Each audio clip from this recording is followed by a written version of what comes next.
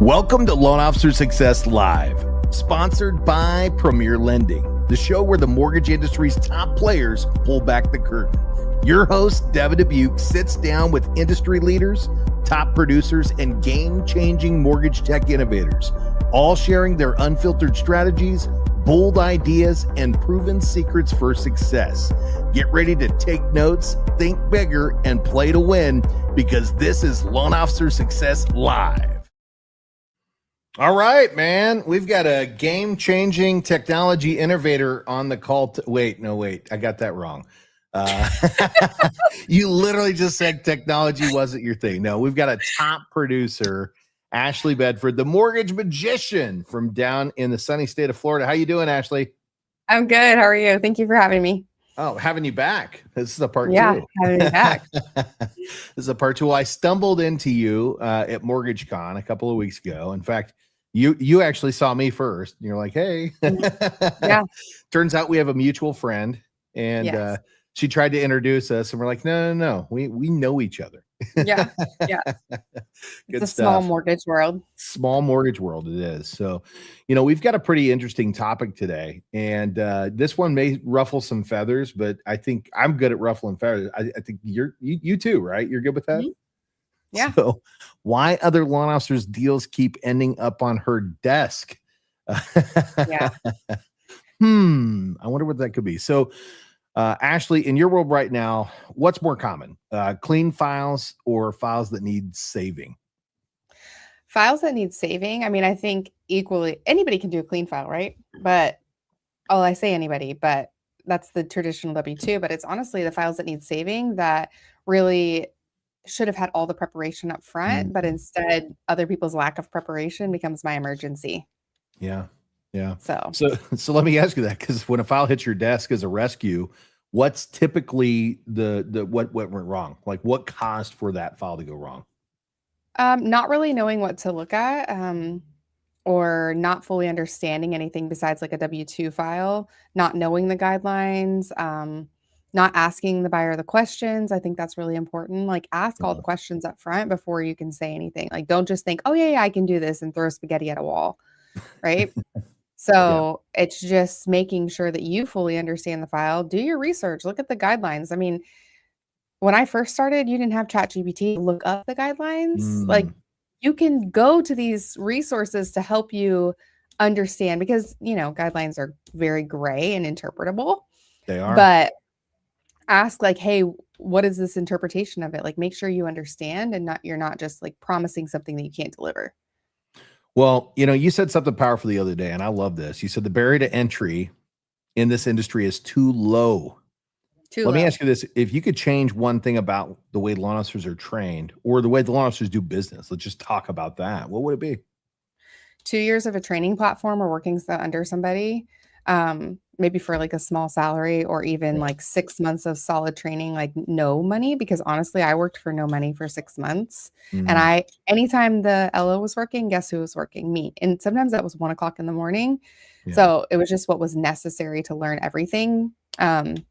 Getting into the office, I think, is really important, because that's how you learn. You're not learning sitting at home in front of your computer. I just think that we handle really big financial decisions. Like, you have to get a certification and degree to trade stocks. And I feel like that is less risky than the financial decision that we're making. Not that it's not equally as important for people's long-term, but we're helping people buy actual houses. So not only just the investment portion of it, but the place that they live, their stability. Don't rob their stability. Yeah. Well, you and I were on a show the other day, because I host the MLO Live show with Scotty Hudspeth. And, you came on there, and I think you dropped a huge truth bomb. And, what you talked about, you boasted that you've never had a loan that missed closing, right? Because you always close on time. And we kind of backtracked that. We're like, well, how do you do that? Because this is not common in our industry. It's unfortunate that it's not common. It should be common, but it's not common, right? And you unrevealed the biggest thing that I think a lot of loan officers don't want to admit, which is the pre-approval process and what that looks like. So let's talk about that. Like, what should the pre-approval process look like when you're working with a professional? Every single document up front. Now, I might maybe let you get away with no like recent W-2, maybe. Okay. But for the most part, we are really going to get every single document, like every single one. I need to make sure there's no hiccups. We're going to review it, make sure that there's no random IRS payments in there that we didn't know about, because these are things that buyers don't know they need to tell you, and you're not necessarily asking those questions. Yeah. So, effectively, how do you handle that? And this is another common conversation that we had on the show. How do you handle that when you're working with an agent and, we know some agents, they want it now, right? Like, I want that client pre-approved right now, and I need it because I want to go out and show them properties here in an hour, right? How do you have that conversation and say, hey, look, I'm not going to put you out there without a solid pre-approval? What does that sound like? Well, I think the most important thing is just reminding them it's for them. It's not necessarily something I want to do. Like, getting documents from a borrower is like the hardest thing. Getting them to fill out the application is nothing. It's just the documents afterwards. But I'm protecting not only my reputation, but I'm protecting their reputation. Because if I give you a file that doesn't close or blows up halfway through or at the end, if you go to present an offer for another one of your buyers, especially with my pre-approval, we're not getting that offer accepted because they remember. It's not about the 100 files you did good. It's about the one file you did bad. Your reputation should mean more than your life, because you can't get your reputation back, literally. So it's a big, big thing, is to protect your reputation and your agent's reputation and the client. Like, no one wants to go find out. I mean, do you want to drive around and show somebody something that they printed a paper off? And I said, oh yeah, sure. They make $1 million. Great. Yeah. Well, I talk about this all the time with our teams. And, at the end of the day, you've got to protect your real estate agent's commission as well. We got to protect the client first, right? That's most important. But we also have to protect the real estate agent's commission, because they work very hard a lot of the times for no money to get to the lead.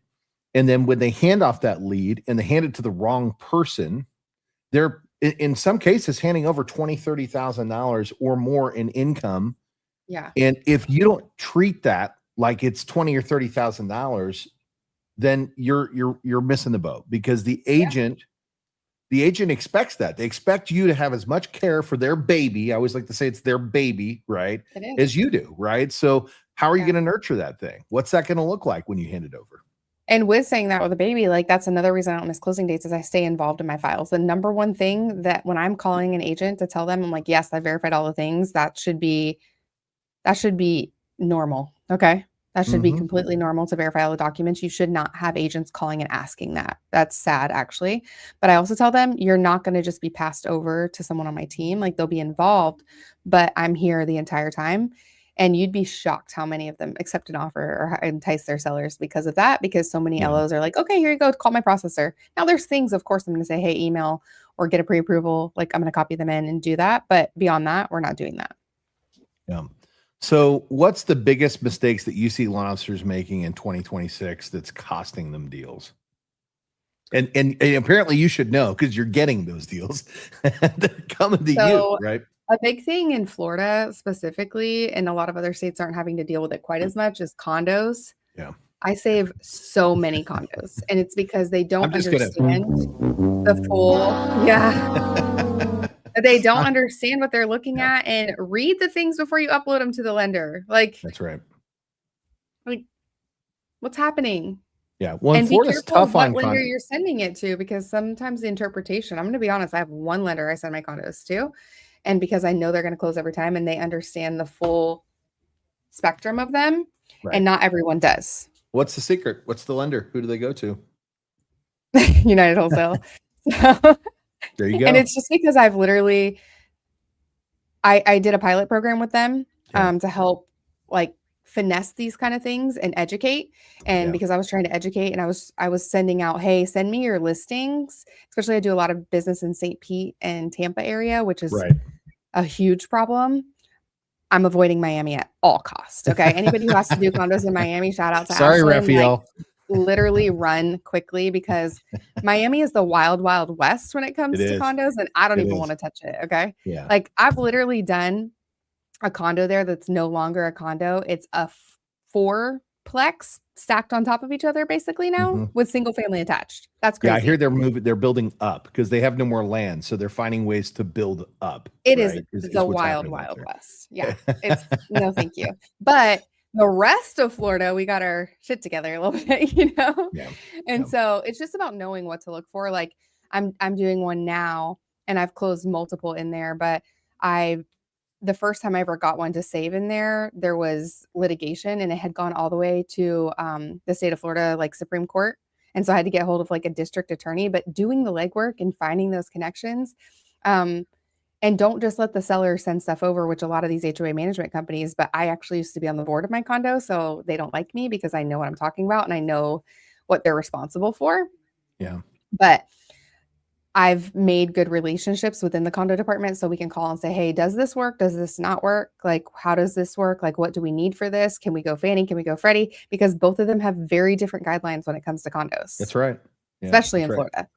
Well, you're called the mortgage magician. It should also be the mortgage detective, right? Because what you're talking about, and again, if you've been in this industry for a long time, and if you're great at what you do, you already know this.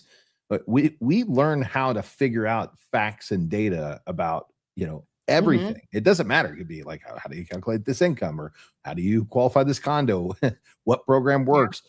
You find yourself doing almost skip tracing work at certain points in time in this industry to where people go, wow, how do you know how to do all this stuff? Well, we figured it out. Just learning over time. I mean, honestly, like, read the guidelines. I did my entire first year almost. I didn't have an approved eligible. I did manual underwrites, and you won't learn the guidelines. A realtor said to me yesterday, you still want that stuff? I'm like, yes. Like, those are the people I want to help the most, that have everybody else has told them no.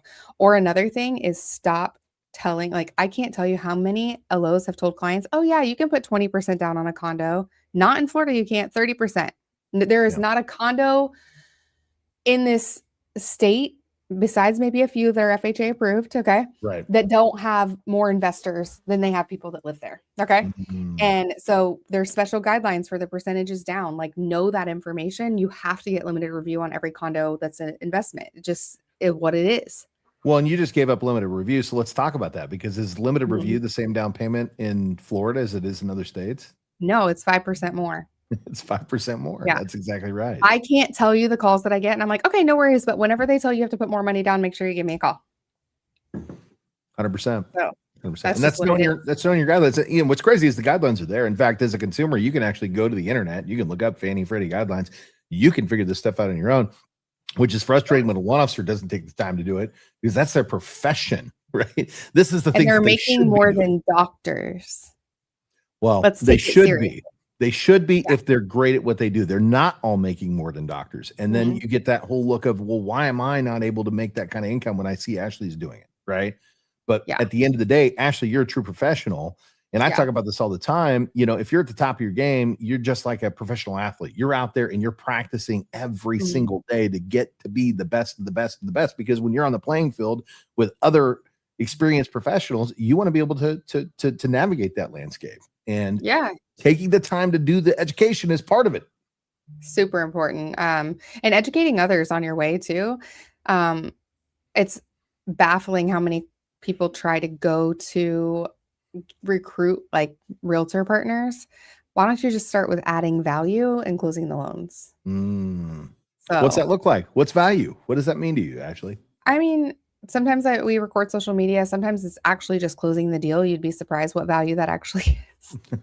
Like, if you have a deal on time, the number one thing I say is, if you have a deal that's falling apart, call me. Like, I understand that you're loyal to your current person. Great. But if you have something that falls apart, give me a call. I have some alternatives that might be able to help you. Shop your lender, stuff like that. But just as important as rate is, sometimes the rate doesn't mean closing the deal, because guidelines are interpretation. And explain that to your client. Hey, this is a really sticky file. I think that we would have the easiest time for you here. How do you feel about this? Just being transparent. And it's not that you're doing anything wrong or anything like that. It's just literally making sure that the loan can close. It's about structuring. I've always taught people this way. When you're building a file, you don't want it to look like a Quentin Tarantino movie. And while we love Tarantino, right? Great director. At the end of the day, when the beginning is at the end and the end's in the middle, right? We have no idea how to actually analyze that when we're looking at that as a file. And, the other analogy I always say is, when you're in grade school and the teacher picked up the red pen, when they first started looking at your paper, you knew he had problems, right? Yeah. You don't want them to have any reason to pick up that red pen. So if you structure the file in a way that when they pick it up, it reads like an amazing book, right? And it's simple to process from start to finish. The green Yeah. pen is being checked all the way through. And they're like, man, I love Ashley's files because every time they come over, I don't have to question what I'm looking at, right? All the T's are crossed, the I's are dotted. And another thing, if you want to earn like title partners business, please do the work for them at closing. I Mm. can't tell you how many title companies said, "Oh yeah, the broker wouldn't even access the portal for me or they wouldn't help with this." Really? Don't be lazy. Like Mm. this is also your paycheck too. Like you need to make sure that those numbers line up. You promised a client a certain number, you need to make sure that checks out. Well, and last time that I looked, the title companies have access to all kinds of other relational partners. They Yeah. know all the real estate agents and they Mhm. know the good loan officers and the bad loan officers. And guess what? They Yeah. talk when you're not around. And they know before anybody else when that deal's about to blow up. Mm. Literally. So guess what? They can tell that realtor, "Well, hey, I had this girl save this deal before." That's it. So, That should be an aha mhm, moment right mhm. there, right? Aha. The big This is difference. why we Yeah. put together great files. This Yeah. is why we build great relationships. This is why we show up and answer the phones Yeah. and work with our title partners as a partner, not as an employer. Absolutely. Yeah. So you mentioned you've been doing a lot more non-QM loans. Talk about that. Like, why is that such a popular product here in 2026? Well, for example, like, a lot of older people may not wanna have all their stuff in a U-Haul, right? Like, and I'm and listen, this might ruffle some feathers and even with some of my partners, but I just I think a bridge is really expensive, overall for what the goal is, okay? Yeah. There's a lot of non-QM products where we can get the mortgage based on their assets because a lot of them are very asset heavy, Mm, but income poor because yeah. they're trying to keep that tax liability down and just taking money when they need it to live. So there's so many products out there that allow for primary residence. Like even one of my lenders has a step up program where it's interest only. It acts like a HELOC on the new house ish. It's interest only plus $100 so that they can get away with that. And it's a great product. They have assets to cover it. It makes sense. Yeah, I So, get that. I get so you're looking for creative solutions yeah. that are more economical for your buyer, and that way you can give them the opportunities. Hey, look, we have this program. We also have this program. This is why I like this one for you. This is the benefit for it for long term. Yeah. And the non QM space is allowing that and allowing it really well, and not just for your retired borrowers, but there's investor opportunities inside of those transactions.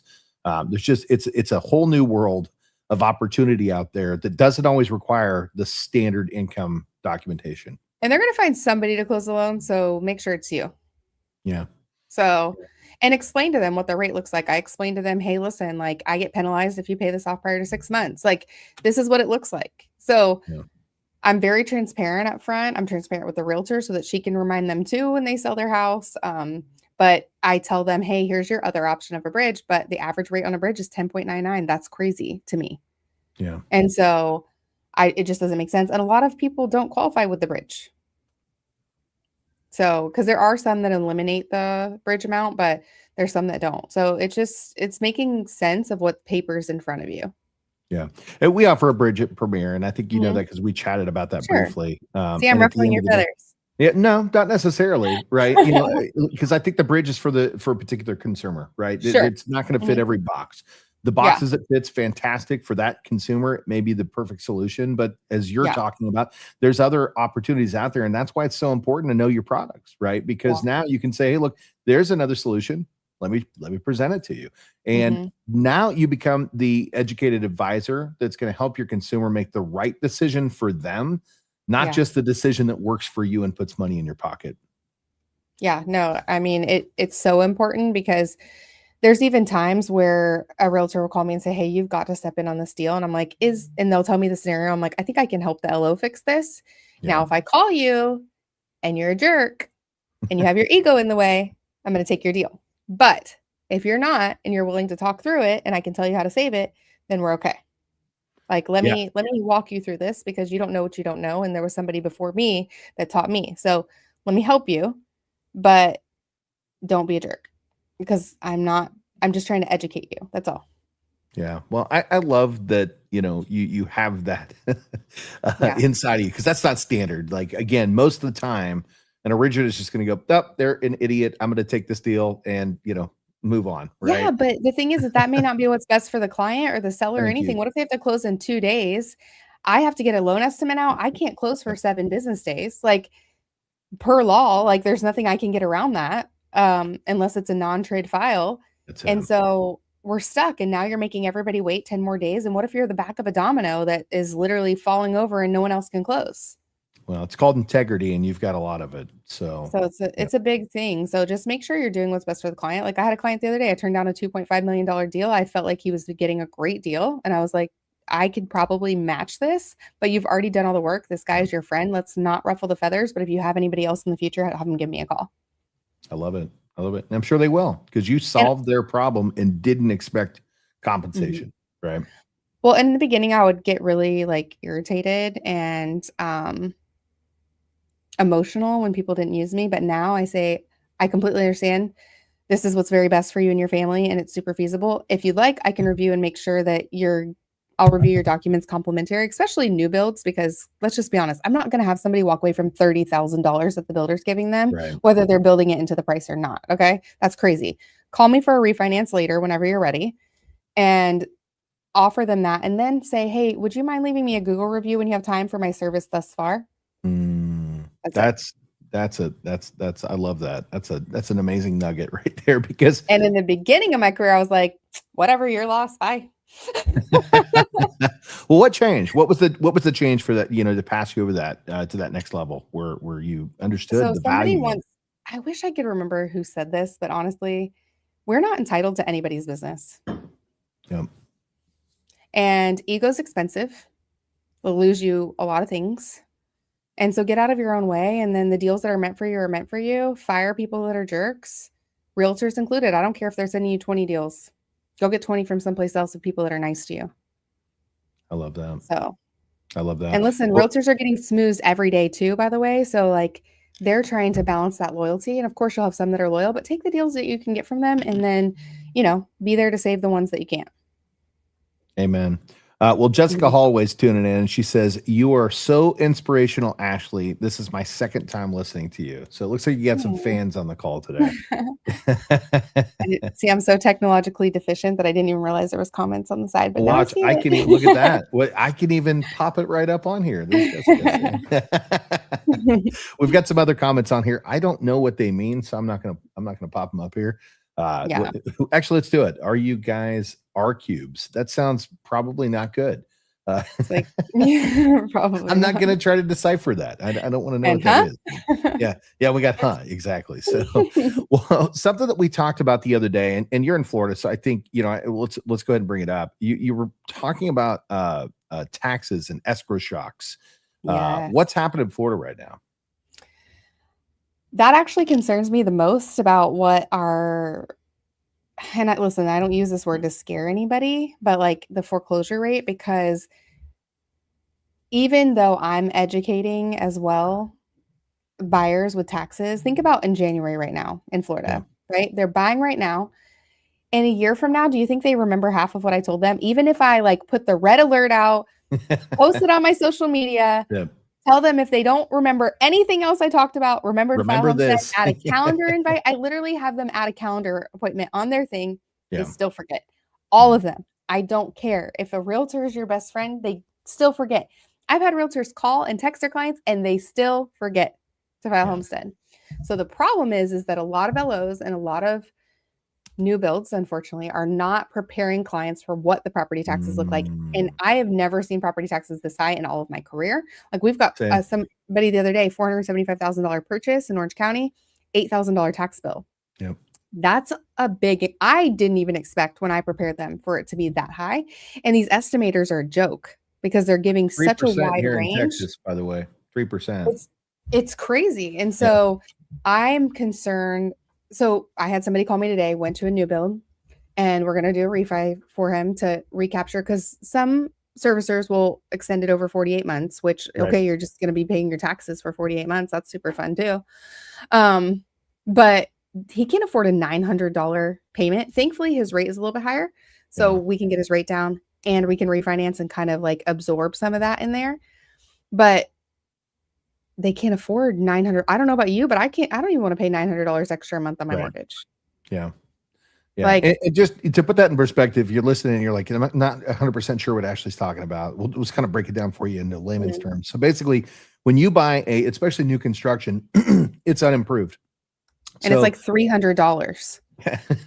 Yeah. So unimproved means that it's just a land value, not the value with the property that's actually now placed upon it. And so what happens is you purchase that property, and let's say that at that time, the taxes are only based at, like Ashley said, $300. However, we know that, in your case, you said about a 2% tax rate. Let's just say it's a $400,000 house. 12 months later, when the tax bill comes out, that becomes $300 grows to $8,000, right? And so now your investor who's setting up an escrow account for you has to short your escrow account or send you a bill to write a check for $8,000, right? And you get the choice. It's like, hey, either write us a check for $8,000 and now your new payment goes to this and it'll divide the 8,000 by 12, or 16,000 divided by 12 because it's double. That's it. Exactly. So, because you got to guys make pay sure your that next taxes year backwards in Florida or in Texas? Do you guys pay your taxes in arrears or in forward? Yeah. So we paid, in December, we paid the 2025 taxes, right? So same thing in November. And so that's another problem is that we might set up an escrow account correctly, but the taxes didn't adjust yet because of the time that they closed. So it really takes almost 2 years to adjust. So when that 2-year mark comes, they're like, what in the world? That's it. Oh, and what a crisis that is, because again, imagine you have, $300 tax that was originally assessed at, which, to put that into perspective, $300 divided by 12 is $25 a month, right? So that's what they're collecting for your escrow. But at the end of the year, they find out it was $8,000. They're going to divide that by 12. So they should have been collecting $666. However, now you're a year behind. So unless you write a check for the $8,000, they're going to have to increase your escrow over the next 12 months to about $1,300. Or, as you said, some lenders are now extending that out to 24 months to recapture. I have some at 48 months right now. Wow. Because that's the only way that they can making the home not go into affordable. Foreclosure. Yeah. Yeah, it's unfortunate. So it's unfortunate. So how do you handle that personally? So do you build it, like, do your lenders allow for you to build in the projected taxes up front? I do. And I explain to them too, because honestly, a lot of times, and then as long as I can view that they're pretty financially responsible, I'll say, hey, why don't you just waive that? Because even on VA and some lenders, we can waive escrows. FHA, we can't, but it just will give a different, it will just help them put some money aside. But some people can't put that aside. So but the thing is even like Dirk said, like being proactive, I'll be honest with you, it doesn't matter how proactive you are. It's the timeline and so much going on. Even when I have them set a calendar invite, they all forget. And it's not any fault of the borrower or anything. It's just there's so much information happening during the time. Right. That what do you do? Well, and we'll go back and we'll talk about the timeline is also for setting your homestead exemption. So again, when you're purchasing, again, if you're a home, and most people are in here probably, in our industry, but if you're not in the industry and you're a client, you're listening in, when you're purchasing a home, you have the ability to put a homestead exemption because this is your primary residence on the property. And that actually decreases the amount of taxes that are collected. So they add certain exemptions to your tax rates. And this will allow for you to not overpay your taxes. And I'm going to tell you right now, if you're on here listening right now and you're like, I've never filed this. I've been in my house for 3 years. Go in and file it and then request to get reimbursed, because you can get reimbursement in some states. I'm not saying all states you can in Texas, and you should be able to do it in most. So, no, and it makes a big difference. And that is another thing too. Communicate. Like I'll tell my clients like, hey, I know you see these taxes are $1,600 right now. I just want you to know they're going up, and do not run taxes for your client, the estimate. Have them call the county so they can hear it for themselves. It also adds another layer. I know normally I'm the person that's like, don't make your client do any extra work, but I think this is very important to have them call so they can hear that actual number, because there's something about hearing it, calling yourself, giving them the information, and the county will give them actual, especially if they sell a house and have some portability, which can save them. I've noticed that that's very helpful to clients to remember as well. Amen. Yeah. Well, sometimes it's important to hear it directly from, from the city or the state, right? Because when we're Yeah, telling them, especially when they're getting misinformation from other places, sometimes it creates a lack of trust. When you say, "Hey, look, 100%. no, I want you to call and get it directly from the resource so you can hear it," uh, then it's an aha moment. It's Yeah. like, "Oh my gosh, I have to go with Ashley because Yeah. not only was she so informative, she walked me through the process, taught me how to do it, made sure I was pre-qualified, but also set me up for success down the road." And these are the things that top professionals, and when we say top professionals, actually, what was the number you closed last year? How many transactions? 265. 265. And by the way, if Mhm. you're going, oh, but she's got a big team and it's just not her, she's not doing all the origination. I'm going to go ahead and say it right now. Bullshit. Mhm. Yeah. It's Ashley, and she's got a loan officer assistant and a processor. Is that correct? Yeah, that is correct. Yeah. Yeah. Yeah. And by the way, we're competing mortgage companies, just so you know. So at the end of the day, I have no reason to embellish the truth. Ashley actually works for Appley. I work for Premier Lending. So this is who There's no she such is. This is thing what as she does. competition. It's That's it. collaboration. Collaboration. 100%. 100%. So, So I'm going to ask you, because we're getting close to wrap up time, and I'm going to ask you, kind of going back to our original here, which is, why loan officers deals keep ending up on your desk, right? So ultimately, my question is this, and I got to find it now because I lost it. So bear with me real quick here. no worries. Yeah. So if loan officers keep doing what they're doing right now, what's going to happen to them in the next 12 to 24 months? I mean, I think first of all, you're going to lose your realtor partners that you work so hard for, and it's so hard to get somebody to send you a deal in the Amen. first place. Um, you're going to discourage a lot of people from buying and homeownership. Now, do I believe everyone should own a house? Sometimes no. And that's only because we know it's very expensive. We know it's very expensive to fix things and put a roof on, and sometimes that's not a feasible thing for people. And I'm in the business of keeping people in their houses and not just getting people in houses. Yeah. But they're going to buy with somebody. So if they're insistent on buying, you can just provide the information, and then it's not your job to convince them either way. Okay. But someone who really does want to buy a house and you're not verifying those documents and you're not making sure of everything, single thing out front, if they don't close, they're 50% more likely to never apply for a mortgage ever again. Ever.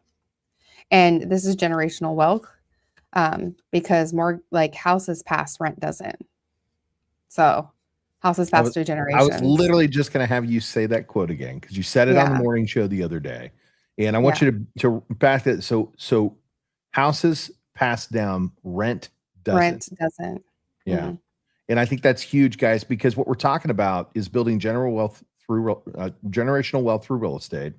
And, if you're renting, you're building no wealth through renting. But when you're building equity inside of a home, that's wealth that can be passed down from generation to generation. And that's what we're talking about. Don't discourage your buyers from buying a home by giving them terrible service and not creating a process. And thinking that everybody's like them. that. Yeah. And not to bring up controversy, but another thing to really think about is why brokers really need to do better is because a lot of our government is, I don't know if anybody read the Scotsman Guide article the other day, they're trying to make it looser for banks because banks have lost a lot of market share. Okay. Yeah. And I'm sorry, but banks want to make money.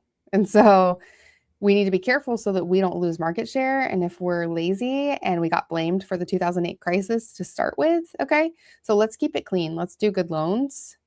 And because otherwise the banks will take back over because they're going to be given some leeway there when it comes to pricing. And so it's going to get aggressive. So your service level is going to be what matters. In AI, you're competing against AI too. You have to provide a different service level. Amen. Amen to that. Well, for the loan officer listening right now that just lost a deal to you, what would you tell them? What do you tell them? Be more proactive. Treat this like you would your own family's file. I tell every client, I treat them like my family. Educate, educate, educate. Review. Don't be lazy. Don't be in a rush. Haste makes waste. Yeah.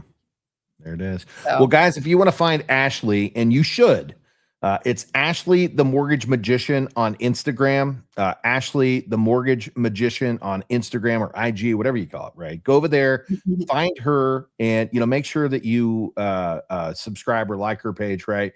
And then I think she's probably got a something that'll get you to other links, but she also can be found on the web at ashleythemortgagemagician.com. Again, that's ashleythemortgagemagician.com. Go check her out. And if you're in Florida, specifically Orlando, and you want somebody who's going to take great care of you and make sure that every T is crossed, every I is dotted, every stone is left unturned, right? And perform some magician surgery to get your loan to the closing table, Ashley Bedford's the gal you're going to want to talk to. So, Ashley, thank you so much. Or the gal. What's that? You said the guy or the gal, I said gal. I promise I said gal. We're going to run this back now. I was going to say, we're going to need a playback, please. What's live? So we can always go and ask the audience. But anyways, guys, we appreciate you so much for tuning in and keep coming back for great guests like Ashley. And if you want to check her out, go over to her page and find her there. In fact, you have a Tuesday call. What is it called? What do you do? Tuesday market updates. Just breaking it down in ABCs, like what you want to know about rates, because my biggest pet peeve is stop sharing rates without APR and scenarios. If I see one more realtor or loan officer, I cannot stand it, because if a 580 calls you and wants that same 5.25%, you can't give it to them. And so we have to be reputable. Okay. That's it. And give good information. But so that's a big thing for me. So go find her. Those are live streams too, right? You drop those live every Tuesday. Yeah. And so I just break it down, like what's happening, why is it being affected, explaining like why the Fed rate doesn't adjust the mortgage rates necessarily, but they don't want to hear like blah, blah, blah. They want to hear like, okay, ABC kindergarten type language. And that's not offensive. It's just literally like, if we barely understand it, how do they understand it? No, break it down in layman's terms, make it really easy to consume so that we have a true understanding. We can go out and feel like we're an expert in the industry because we get to hear from Ashley every week and get a great understanding and an easy way to digest. So, all right, guys. Well, that's it for today. Ashley, again, thank you so much for a 2-time returning guest. We'll definitely have to bring you back again because you just keep getting better. You just keep getting better. And hey, thanks everybody for tuning in today. We appreciate you guys dropping. You've been watching Loan Officer Success Live, where real strategies meet real success. Don't forget to subscribe now and share it with your teammates and keep leveling up, because your next breakthrough starts here. If this fired you up, don't just watch success, go out there and build it.